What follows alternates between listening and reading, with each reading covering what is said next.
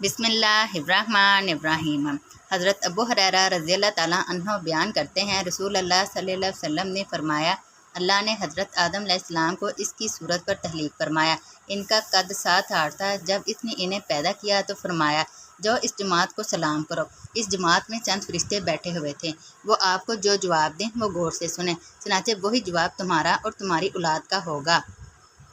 वो गए और उन्होंने इनसे कहा, अस्सलामु अलैकुम। उन्होंने कहा, अस्सलामु अलैकुम वरहमतुल्लाह। उन्होंने इन्हें लफ्ज़ रहमतुल्लाह का ज़ायद जवाब दिया। फरमाया, जन्नत में जाने वाला हर शख्स सूरत आदम पर होगा। इसका कद 60 हाथ होगा। इनके बाद फिर मुसलसल अब तक कदो कामत में कमी वाक़या होती चली आ रही है। मिशकातुन नसाबी हदीस नंबर 4628। हज़रत अब्दुल्ला बिन अमर रज़ियल्लाहु ताला अन्हु से रिवायत है कि एक आदमी ने रसूल अल्लाह सल्लल्लाहु अलैहि वसल्लम से दरियाफ्त किया, कौन सा आदाब इस्लाम बेहतर है? फरमाया, ये कि तुम खाना खिलाओ और तुम जिसे जानते हो इसे भी और जिसे नहीं जानते इससे भी सलाम करो। मिशकातुन नसाबी हदीस नंबर 4629। हज़रत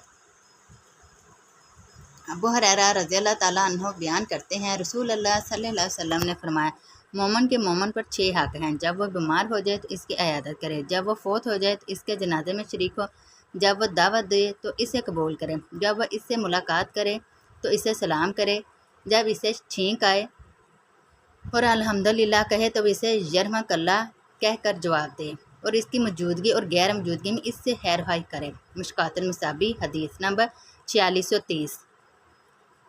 हज़रत अबू हुरैरा रज़ियल्लाहु ताला अन्हु बयान करते हैं, रसूल अल्लाह सल्लल्लाहु अलैहि वसल्लम ने फरमाया, तुम इस वक़्त तक जन्नत में दाखिल नहीं हो सकते जब तक तुम मोमन नहीं बन जाते। तुम इस वक़्त तक मोमन नहीं बन सकते जब तक तुम वह मोहब्बत नहीं करते। क्या मैं तुम्हें ऐसी चीज़ ना बताऊं, जब तुम इसे करने लग दो तो तुम्हारी वह मोहब्बत हो जाए। आपस में सलाम फैलाओ। मिशकातुल नसाबी हदीस नंबर 4631।